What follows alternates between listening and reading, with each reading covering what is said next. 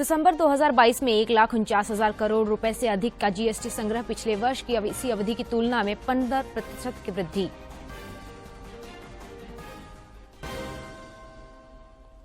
गिरिडीह स्थित श्री समेत शिखर जी को पर्यटन स्थल घोषित करने के खिलाफ जैन समाज का विरोध प्रदर्शन जारी। दिल्ली समेत देश के कई जगहों पर हुआ कल प्रदर्शन।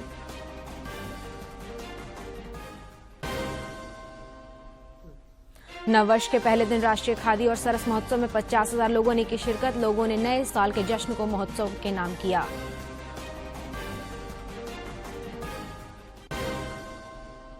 और बंगाल की खाड़ी में बने साइक्लोनिक सर्कुलेशन का असर। राजधानी रांची समेत राज्य के कई इलाकों में 3 डिग्री तक और गिरेगा पारा।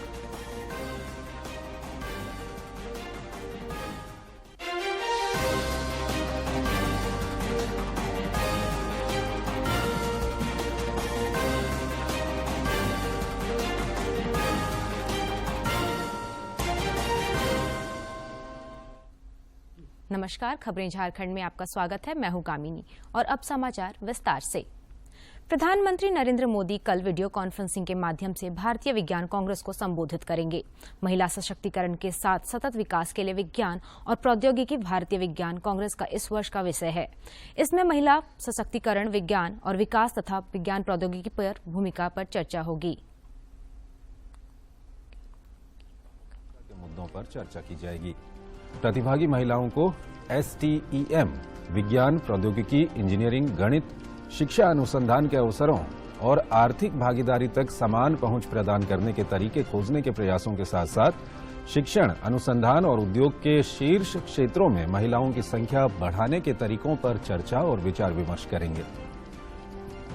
विज्ञान और प्रौद्योगिकी में महिलाओं के योगदान को प्रदर्शित करने के लिए एक विशेष कार्यक्रम भी आयोजित किया जाएगा, जिसमें प्रसिद्ध महिला वैज्ञानिकों के व्याख्यान भी होंगे। ISC के साथ साथ कई अन्य कार्यक्रम भी आयोजित किए जाएंगे।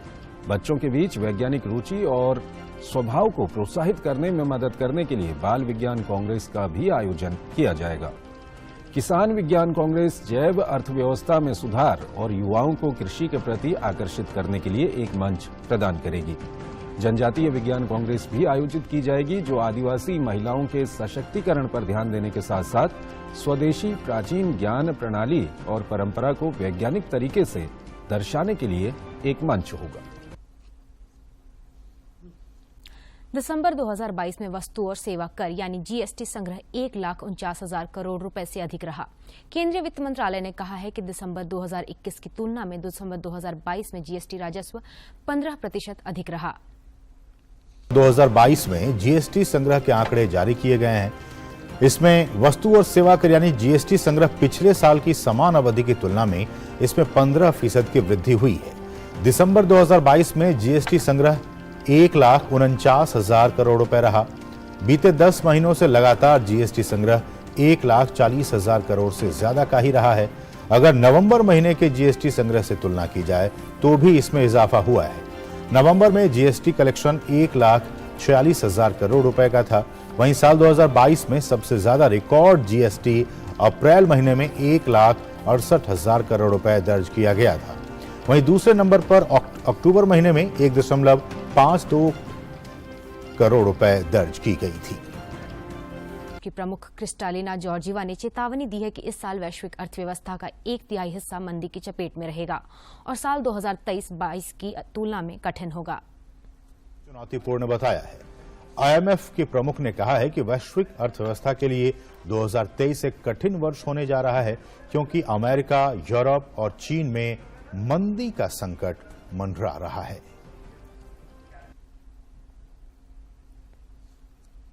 सर्वोच्च न्यायालय की संविधान पीठ ने आज एक महत्वपूर्ण फैसले में केंद्र सरकार के विमुद्रीकरण के निर्णय को सही ठहराया है। 500 और 1000 के नोट थे, वो बंद कर दिए गए थे और उसके बाद ये सुप्रीम कोर्ट में एक याचिका दायर की गई थी, जो सुप्रीम कोर्ट में जिस पर सुनवाई चल रही थी, और सुप्रीम कोर्ट की ओर से अब फैसला दे दिया गया है। सुप्रीम कोर्ट ने कहा है कि 4-1 से सुप्रीम कोर्ट की जो संविधान पीठ है उसकी ओर से ये फैसला सुनाया गया है। सरकार के विमुद्रीकरण के फैसले को बिल्कुल सही ठहराया है सुप्रीम कोर्ट ने। तो सुप्रीम कोर्ट में ये सुनवाई चल रही थी, जिसका फैसला सुप्रीम कोर्ट की संविधान पीठ की ओर से दे दिया गया है। और संविधान पीठ में 4-1 से ये फैसला दिया है। विकास सारथी हमारे संवाददाता हमारे साथ जुड़ रहे हैं। विकास, झारखंड सरकार द्वारा गिरिडीह स्थित जैन समाज के पवित्र तीर्थस्थल श्री समेत शिखर जी को पर्यटन स्थल घोषित करने के खिलाफ देश में विरोध प्रदर्शन जारी है। नववर्ष के पहले दिन कल दिल्ली समेत कई जगहों पर जैन समाज द्वारा इसके खिलाफ विरोध प्रदर्शन किया गया। बाद में जैन समाज के एक प्रतिनिधिमंडल ने इसके विरोध में राष्ट्रपति के नाम ज्ञापन भी सौंपा। जैन समाज की मांग है कि श्री समेत शिखर जी को पवित्रता के बनाए रखने के लिए झारखंड सरकार को अपना फैसला वापस लेना चाहिए। देश के कई जगहों में पिछले 4 दिनों में कोविड के मामलों में बढ़ोतरी हुई है। प्रधानमंत्री के प्रधान सचिव ने भी कोविड की तैयारियों को लेकर उच्च स्तरीय बैठक की है, जिसमें प्रधानमंत्री के निर्देशों के अनुपालन की समीक्षा की गई है। 6 देशों से आने वाले यात्रियों की एयर सुविधा पोर्टल पर RT-PCR टेस्ट रिपोर्ट डालना जरूरी कर दिया गया है। रैंडम सैंपलिंग में अब तक 50 लोग संक्रमित पाए गए हैं। राष्ट्रीय जांच एजेंसी NIA ने पूर्व विधायक गुरुचरण नायक पर हमला और 2 पुलिसकर्मियों की हत्या मामले में 14 आरोपियों के खिलाफ पूरक आरोप पत्र दायर किया है। इनमें इनामी हार्डकोर माओवादी मिस्र बेसरा उर्फ सागर भी शामिल हैं। NIA की जांच में पता चला है कि सभी आरोपी भाकपा माओवादी के सदस्य हैं और उन्होंने उन बैठकों में भाग लिया जिसमें पूर्व विधायक गुरुचरण नायक को निशाना बनाने की साजिश रची गई। गौरतलब है कि पूर्व विधायक गुरुचरण नायक पिछले वर्ष जनवरी में पश्चिमी सिंहभूम के गोइलकेरा के झिलरुआ गांव में एक फुटबॉल प्रतियोगिता में अतिथि बनकर गए थे।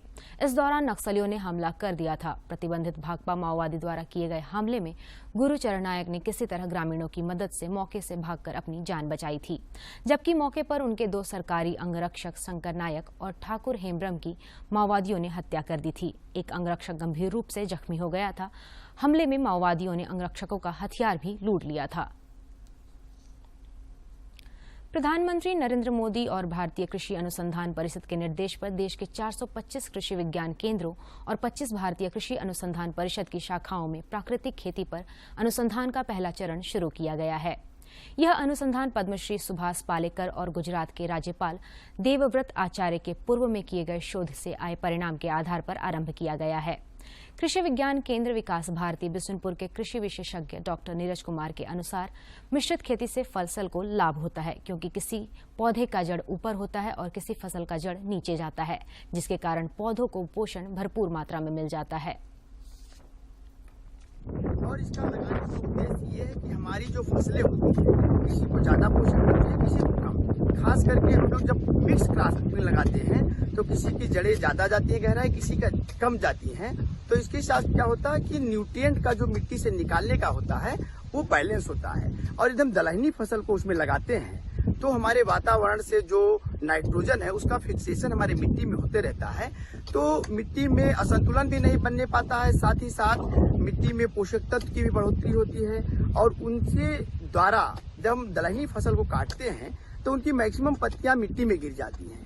उसके माध्यम से मिट्टी का ऑर्गेनिक कार्बन भी बढ़ता है, जिससे मिट्टी की उर्वरता शक्ति भी बढ़ती है।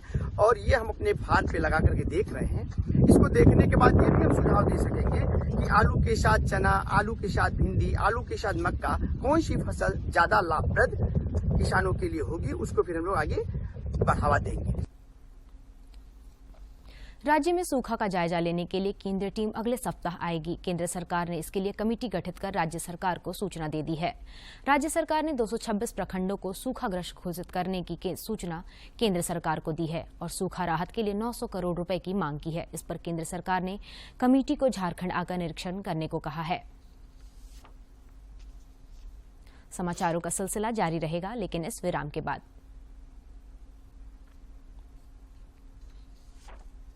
दिसंबर 2019 से जारी है महाअभियान। लक्ष्य है गरीब, वंचित, आदिवासी, मूलवासी, युवा, बुजुर्ग, महिलाओं और किसानों को देना उनका हक और सम्मान। लक्ष्य की ओर अनवरत बढ़ती हेमंत सरकार। लाखों जरूरतमंदों को मिला सर्वजन पेंशन योजना का लाभ। हजारों युवाओं को मिला रोजगार और स्वरोजगार। हजारों नियुक्तियों का खुला द्वार। राशन से वंचित लाखों गरीबों को मिला अन्न का अधिकार। KCC और पशुधन योजना से सबल बने किसान। फूलो झानो अभियान और पलाश से मिला हजारों महिलाओं को सम्मान। 1932 और ST, SC और OBC वर्ग के आरक्षण में बढ़ोतरी का विधेयक विधानसभा से हुआ पास। आंदोलनकारियों की पहचान, उनके पेंशन और सम्मान के लिए आगे आई सरकार। नेतरहाट अब नहीं होगा विस्थापन का शिकार। आदिवासी संस्कृति को पहली बार मिला मंच, तो दुनिया ने देखा आदिवासी समाज का अद्भुत संगम। स्कूल से लेकर नौकरी तक सरकार दे रही योजनाओं के तहत सौगात। लाखों सरकारी कर्मचारियों की पुरानी पेंशन लागू। हजारों पारा शिक्षकों को मिला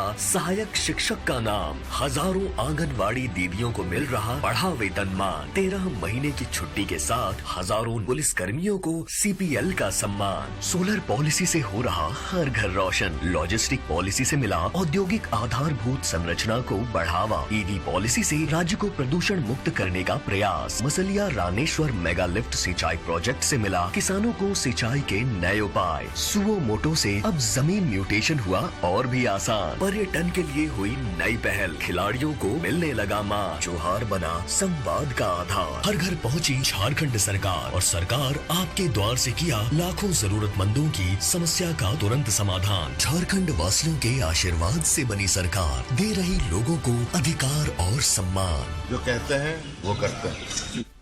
दिसंबर 2019 से जारी है महाअभियान। लक्ष्य है गरीब, वंचित, आदिवासी, मूलवासी, युवा, बुजुर्ग, महिलाओं और किसानों को देना उनका हक और सम्मान। लक्ष्य की ओर अनवरत बढ़ती हेमंत सरकार। लाखों जरूरतमंदों को मिला सर्वजन पेंशन योजना का लाभ। हजारों युवाओं को मिला रोजगार और स्वरोजगार। हजारों नियुक्तियों का खुला द्वार। राशन से वंचित लाखों गरीबों को मिला अन्न का अधिकार। KCC और पशुधन योजना से सबल बने किसान। फूलो झानो अभियान और पलाश से मिला हजारों महिलाओं को सम्मान। 1932 और ST, SC और OBC वर्ग के आरक्षण में बढ़ोतरी का विधेयक विधानसभा से हुआ पास। आंदोलनकारियों की पहचान, उनके पेंशन और सम्मान के लिए आगे आई सरकार। नेतरहाट अब नहीं होगा विस्थापन का शिकार। आदिवासी संस्कृति को पहली बार मिला मंच, तो दुनिया ने देखा आदिवासी समाज का अद्भुत संगम। स्कूल से लेकर नौकरी तक सरकार दे रही योजनाओं के तहत सौगात। लाखों सरकारी कर्मचारियों की पुरानी पेंशन लागू। हजारों पारा शिक्षकों को मिला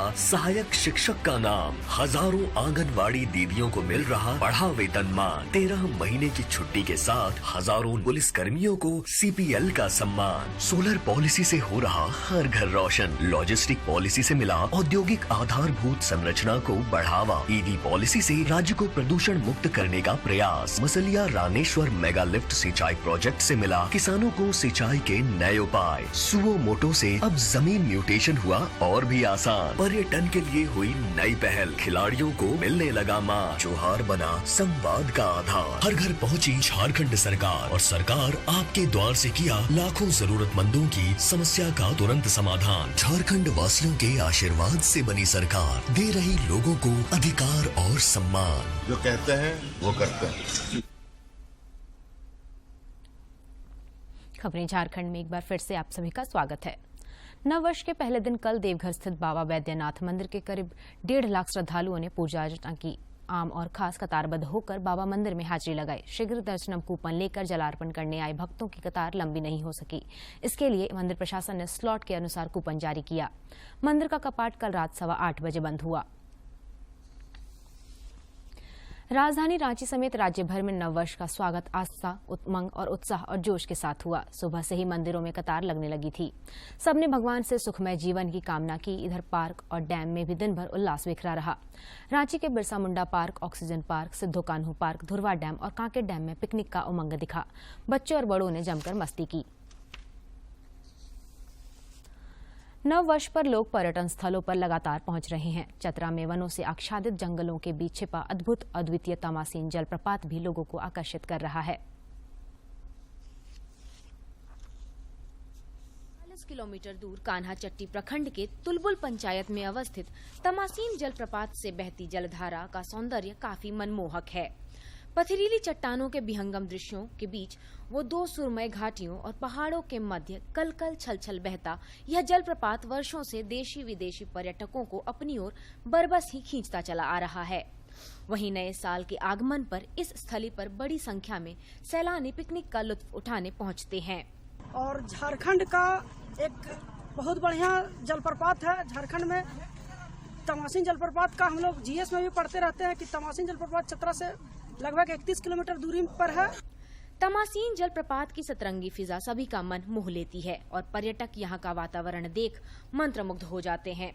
यहाँ सैकड़ों फीट की ऊंचाइयों से गिरती जलधारा ऐसी प्रतीत होती है जैसे दूध की धारा रूपी नदी प्रवाहित हो रही हो। दोनों घाटियों यानी पहाड़ियों के बीच सफेद पत्थरों का अनोखा रूप सफेद गोमेद की तरह रोशनी बिखेरती हुई पर्यटकों को अपनी ओर आकर्षित करती है। पर्यटकों का मानना है कि यहाँ पर आकर काफी सुकून मिलता है और मन गदगद हो जाता है। पिछले बार भी यहाँ आए थे, इस बार हम लोग अपने टीम के साथ आए हैं और ये काफी मनोरम स्थल है। और देखने में यहाँ कई जलप्रपात है जो कि अत्यंत सुंदर है और मन भावन है। इसको देख करके मन गदगद हो जाता है, जो कि यहाँ आने के बाद बहुत ही अच्छा लगा। ये नज़ारा, ये दृष्टि जो है बहुत ही अच्छा, नेचुरल ब्यूटी है यहाँ का। इस रमणीक स्थल का धार्मिक महत्व भी है। कहा जाता है कि यह स्थान ऋषि मातंग का आश्रम रहा करता था। यहाँ दोनों घाटियों के बीच एक गुफा भी है जिसमें तमोगुण की अधिष्ठात्री तामसी देवी का मंदिर है। इसकी पूजा अर्चना को लेकर भी लोग यहाँ दूर दराज व अन्य प्रदेशों से आते हैं। लोगों की ऐसी भी मान्यता है कि दुर्गा सप्तशती कथा में चतरा की ऐतिहासिक मां कालेश्वरी व भद्रकाली के साथ साथ तमासीन का भी वर्णन है। यहाँ पे बहुत दूर दराज के लोग आते हैं, यहाँ पूजा करते हैं और झरना का है और पहाड़ी क्षेत्र है ये दोनों साइड से और बीच में झरना है और झरना का देखने के हिसाब से और पिकनिक मनाते हैं लोग। चारों तरफ जंगल और पहाड़ों से घिरे इस सुंदर प्राकृतिक स्थल पर आकर इंसान मंत्रमुग्ध हो जाता है। स्थानीय समाज सेवी अरुण सिंह का मानना है कि इस स्थल को और भी विकसित करने की सख्त जरूरत है। मेरे पूरे झारखंड में सबसे सुंदर जगह है। यहाँ पर विकास में अगर 1-2 करोड़ 5 करोड़ रुपया खर्चा हो जाए तो यहाँ का सैलानियों का बहुत ही मनोरम दृश्य हो जाएगा। चतरा में वनों से आच्छादित जंगलों के बीच स्थित तमासीन जलप्रपात निश्चित रूप से कुदरत का अनुपम उपहार है जो झारखंड के तमाम अन्य पर्यटन स्थलों से बिल्कुल अलग और अद्वितीय है। चतरा से अशोक तुलसियान की रिपोर्ट। नव वर्ष के पहले दिन कल रांची के मोरहाबादी मैदान में चल रहे राष्ट्रीय खादी और सरस महोत्सव में करीब 50,000 लोगों ने शिरकत की। लोगों ने अपने नए साल के जश्न को महोत्सव के नाम किया। सवेरे से ही लोगों का आना जारी रहा। देखते ही देखते परिसर में लोगों की भीड़ जमने लगी। कई अपने परिवार के संग झूलों का मजा लिया तो कोई अपने घरों में सजाने के लिए सजावटी सामानों की खरीदारी कर रहा था। कोई लोग तो परिसर में घूमते घूमते थक कर धूप का आनंद लेने लगे। वहीं कई लोगों ने सांस्कृतिक कार्यक्रमों का भी लुत्फ उठाया।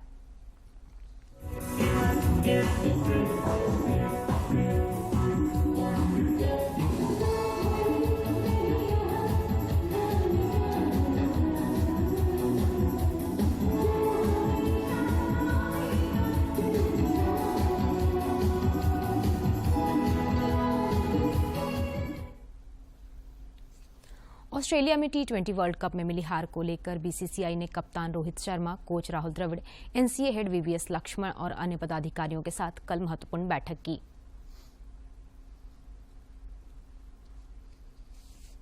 भारतीय क्रिकेट कंट्रोल बोर्ड यानी बीसीसीआई साल के पहले ही दिन एक्शन में नजर आई। बीसीसीआई ने साल 2023 में भारतीय क्रिकेट को लेकर रविवार को मुंबई में एक समीक्षा बैठक बुलाई।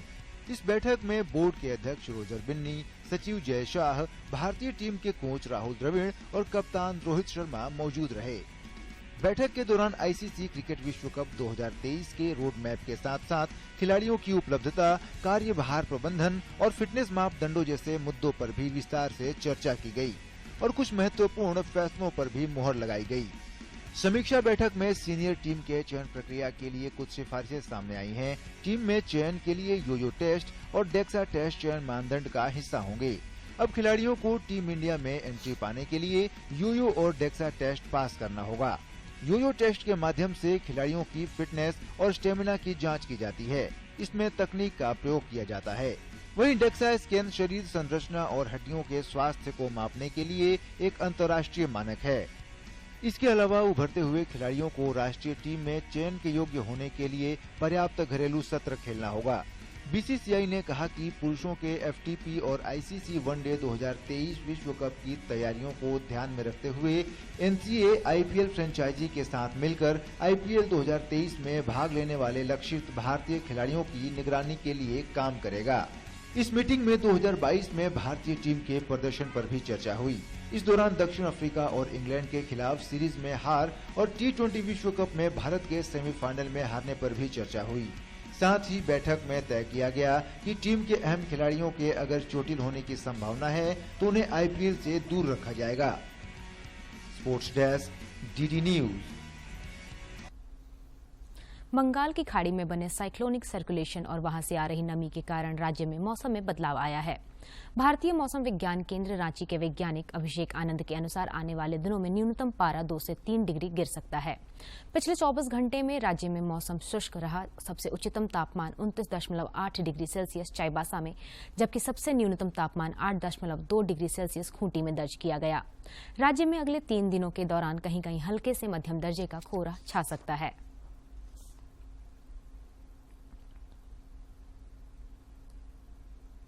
और अब कुछ खबर राज्य के विभिन्न जिलों से।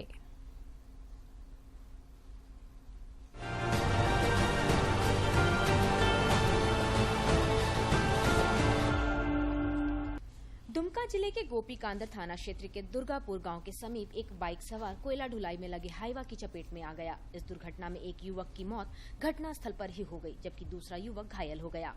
घटना के बाद ग्रामीणों ने दुमका पाकुड़ मार्ग को जाम कर दिया। देवघर के उपायुक्त मंजूनाथ भजंत्री द्वारा टॉक टू डीसी कार्यक्रम का आयोजन किया गया, जिसमें विभिन्न प्रज्ञा केंद्र के माध्यम से फरियादी सीधे अपनी शिकायतों और समस्याओं को उपायुक्त के समक्ष रखा। कोडरमा जिले के चंदवारा थाना क्षेत्र के उरुआ में तेज रफ्तार कार के अनियंत्रित होकर पेड़ से टकरा गई, जिसमें एक युवक की घटनास्थल पर ही मौत हो गई। घटना में 4 अन्य युवक घायल हो गए। दुमका जिले के हंसडीहा दुमका रेलखंड पर हंसडीहा थाना क्षेत्र के कुरमा-हाट हॉल्ट और नैनी-हाट भटूरिया स्टेशन के बीच मरको रेलवे ब्रिज के नजदीक रेलवे ट्रैक पर संदिग्ध विस्फोटक मिलने से हड़कंप मच गया।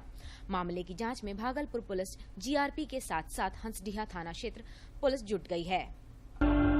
देवघर नगर पुलिस ने अवैध हथियार रखने के आरोप में 2 युवकों को गिरफ्तार कर जेल भेज दिया है। पुलिस ने बताया कि आरोपियों की पहचान सुधीर कुमार निवासी शहीद आश्रम रोड और नंदलाल कुमार गोस्वामी उर्फ नंदू निवासी जोगीडीह थाना जसीडीह के रूप में हुई है। कांग्रेस नेता और पूर्व विधान पार्षद सिल्विया बागे का पार्थिव शरीर उनके अंतिम दर्शन के लिए रांची स्थित प्रदेश कांग्रेस कार्यालय लाया गया। यहां प्रदेश कार्यकारी अध्यक्ष बंधु तिर्की, प्रदेश महासचिव सह कार्यालय प्रभारी अमूल्य नीरज खलको और प्रदेश प्रवक्ता राजीव रंजन प्रसाद ने पार्थिव शरीर पर पार्टी का झंडा उड़ाकर एवं पुष्पगुच्छ अर्पित किया। पलामू जिला अधिवक्ता संघ का स्थापना दिवस मनाया गया। मौके पर अध्यक्ष रामदेव प्रसाद यादव ने कहा कि सभी अधिवक्ता नव वर्ष के दिन ही गौरवमयी दिन को याद करते हैं। हम सभी को अधिवक्ता संघ पर गर्व करना चाहिए। नव वर्ष के मौके पर देवघर स्थित बाबा धाम मंदिर में हजारों की संख्या में श्रद्धालु पहुंचे। मंदिर परिसर में श्रद्धालुओं को कोई परेशानी न हो, इसे लेकर उपायुक्त मंजूनाथ भजंत्री और पुलिस अधीक्षक ने खुद निगरानी भी की। साथ ही मंदिर के आसपास के क्षेत्रों को थर्मोकॉल और प्लास्टिक मुक्त बनाने पर प्रशासन की ओर से जोर दिया गया।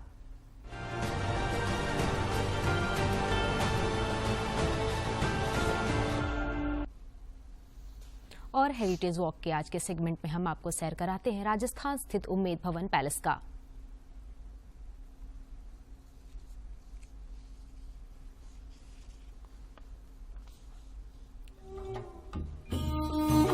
यह रेतीले और चमकीले राजस्थान के जोधपुर का बेहद खूबसूरत उम्मेद भवन पैलेस। इस पैलेस का निर्माण 1993 में करवाया गया था। उम्मेद भवन पैलेस एक आकर्षक अतीत और शानदार वर्तमान का एक अद्भुत संगम है। ये महल जोधपुर की रियासत के लिए एक दर्पण है। इस महल को अक्सर चित्तर महल भी कहा जाता है। महल की सुंदरता में इजाफा करने के लिए हरे भरे हरियाली और फूलों की अलग अलग प्रजातियों के साथ बाहर एक सुंदर बगीचा भी है। उम्मेद भवन पैलेस जोधपुर के प्रमुख ऐतिहासिक स्थलों में से एक है। इस शानदार पैलेस को बक्स आर्ट्स शैली में बनाया गया है और इसके 2 पंख हैं। महल के अंदर की लकड़ी पर सफेद पीले बलुआ पत्थर, मकराना संगमरमर और बर्मी टीक की लकड़ी का इस्तेमाल किया गया था। ये पैलेस बेहतरीन डिजाइन और वास्तुकला के लिए काफी लोकप्रिय है, जो जोधपुर आए पर्यटकों के लिए आकर्षण का केंद्र है। Bureau report, DD news. Godda महिला कॉलेज की छात्रा लिपि वत्स को 25 दिसंबर को सुशासन दिवस पर संसद भवन में भारत रत्न अटल बिहारी वाजपेयी और महामना पंडित मदन मोहन मालवीय जी के जीवन और व्यक्तित्व पर प्रकाश डालने का गौरवमयी क्षण प्राप्त हुआ। पिछले 25 दिसंबर को सुशासन दिवस के अवसर पर दिल्ली के पार्लियामेंट हाउस में सैकड़ों एनएसएस, एनवाईके एवं अन्य छात्र छात्राओं का मिलन हुआ। इस खास दिवस पर उन्होंने भारत रत्न अटल बिहारी वाजपेयी और महामना पंडित मदन मोहन मालवीय जी पर अपने विचार प्रस्तुत किए। संसद में भाग लेने वाले इन छात्र छात्राओं में 2 झारखंड के थे, जिसमें गोड्डा जिले की लिपि वस्त भी शामिल थी। सीखने के लिए बहुत कुछ था वहाँ पे। जैसे कि हम लोग जानते हैं कि अटल जी हमारे देश के बहुत ही अच्छे प्रधानमंत्री रहे। उन्होंने देश को काफ़ी आगे बढ़ाया। उन्होंने यहाँ पे परमाणु उसका यहाँ पे ये किया। और मदन मोहन मालवीय जी को भी वो इतने अच्छे थे कि उनको मरनों उपरांत इतने दिन मतलब 1961 से 2011 तक उनको इंडियन पोस्टल सर्विस ने उनका स्टैंप किया। लिपि वस्त अंग्रेजी के 4थे सेमेस्टर की छात्रा है। सुशासन दिवस पर संसद भवन में उन्हें भारत रत्न अटल बिहारी वाजपेयी और महामना पंडित मदन मोहन मालवीय जी को फ्लोरल ट्रिब्यूट देने का अवसर भी मिला। साथ ही उन्होंने प्रधानमंत्री नरेंद्र मोदी और लोकसभा अध्यक्ष ओम बिरला समेत कई बड़े नेताओं को समीप से देखा तथा उनसे आशीर्वाद भी लिया। एस जयशंकर को देखा, लोकसभा के स्पीकर ओम बिरला जी को भी मैंने देखा और हमारा ओम बिरला जी से काफ़ी अच्छे से बातचीत हुआ। उनके साथ हमारी ग्रुप फोटो भी हुई। प्रधानमंत्री जी भी आए, उन्होंने अपनी श्रद्धांजलि अर्पित की वहाँ पे दोनों महापुरुषों को और उन्होंने हमसे बात भी करा। इधर लिपि वस्त की इस उपलब्धि पर उनके घर वाले गौरवान्वित हैं। बहुत अच्छा लगा। बोले क्या नहीं बेटी जाओ, आजकल की लड़की हर जगह घूमती है, रोटी भी सेको, बाहर भी घूम के आओ, जितना हद तक होगा वहाँ तक पहुँचेंगे। बोलेंगे नहीं जाओ। लिपि वत्स को देवघर से दिल्ली हवाई मार्ग से ले जाया गया था और उनकी वापसी भी हवाई मार्ग से ही हुई। गोड्डा की बिटिया लिपि वत्स की यह उड़ान कई अर्थों में खास रही। गोड्डा से रंजन कुमार की रिपोर्ट। सरायकेला खरसावां के शंभू शंकर बेहरा ने पिछले दिनों भारत रत्न अटल बिहारी वाजपेयी की जयंती पर नई दिल्ली के संसद भवन के सेंट्रल हॉल में आयोजित सुशासन दिवस पर कार्यक्रम में शामिल होकर अपने जिले और राज्य का मान बढ़ाया।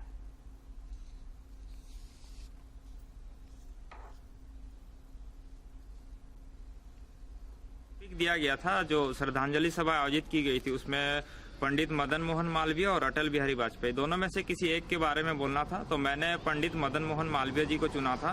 पंडित मदन मोहन मालवीय जी के बारे में मैंने बताया था, उनका जन्म बताई थी कि उनका जन्म कहाँ हुआ था, कब हुआ था। 25 दिसंबर 1861 को हुआ था। और पंडित मदन मोहन मालवीय जी जो थे एक महान शिक्षाविद और बेहतर वक्ता थे। उन्होंने गिरमिटिया मजदूरी जो प्रथा थी उनको समाप्त करने का काम किया था, बंधुआ मजदूरी प्रथा जो थी उनको समाप्त करने का काम किया था। और वह एक बहुत बड़े शिक्षाविद थे। जो BHU हम लोग देखते हैं, बनारस हिंदू यूनिवर्सिटी, उनके जो संस्थापक है पंडित मदन मोहन मालवीय, शिक्षा की जगत में एक नई क्रांति लाई थी उन्होंने। और उनके बाद सभी को सरकारी नौकरी देना किसी सरकार के लिए संभव नहीं है, लेकिन सरकार से आर्थिक सहायता प्राप्त कर स्वावलंबी बना जा सकता है। कुछ इसी विचार को आत्मसात कर झारखंड के आकांक्षी जिला गिरिडीह जिले के बेंगाबाद में कई महिलाएं स्वयं सहायता समूह से जुड़कर आत्मनिर्भर बन गई हैं। जिला गिरिडीह जिले के बेंगाबाद प्रखंड की महिलाएं आटा और मोटे अनाज की पिसाई का काम कर रही हैं। महिलाओं को घर में बेरोजगार बैठकर रहना अच्छा नहीं लगा। सोनी और सविता ने भी स्वयं सहायता समूह से जुड़कर आटा, सत्तू और बेसन पीसने का काम शुरू किया है, जिससे वे 8 से 10 हजार रूपए महीना कमा ले रही हैं। अभी से हम 10,000 रुपया कमा रहे हैं। अभी से सब परिवार अभी अच्छा से है, सब चल रहा है। काम खुला है, मिलके वहाँ काम करते हूँ, सब घर परिवार चलाते हूँ, स्कूल बच्चा के स्कूल भेजते हूँ। सबिता बानो और पूजा की भी कहानी इनसे अधिक जुदा नहीं है। वे भी कहती है कि उनके पास कोई काम नहीं था, घर पर बैठकर समय व्यतीत किया करती थी। आर्थिक तंगी के कारण घर चलाने में भी दिक्कत होती थी। तभी उन्हें झारखंड लाइवलीहुड प्रमोशन सोसाइटी का पता चला। जो महिलाओं को स्वावलंबी बनाने के लिए मदद करती है। फिर क्या था, उन्होंने संगठन से जुड़कर काम कर कमाना सीख लिया और अब वे घर के खर्च में भी हाथ बटा रही हैं। मड़ुआ आटा हो गया, सत्तू, बेसन, दाल, चावल आदि, और ये इसका ट्रांजैक्शन पर मंथली हम लोग का 10 लाख हजार रुपया लगभग निकल जा रहा है। इससे ज्यादा ही निकलता है। हम यहाँ पर आटा मिल उत्पादन में अभी मिल चला रहे हैं। हमको महीना 8-10 हजार रुपया हो जा रहा है। इधर झारखंड लाइवलीहुड प्रमोशन सोसाइटी के बेंगाबाद प्रबंधक राजेश कुमार का कहना है कि ये महिलाएं प्रत्येक माह 10 लाख रुपए का टर्नओवर कर रही हैं। यहाँ का आटा दिल्ली, रांची और दुमका के सरस में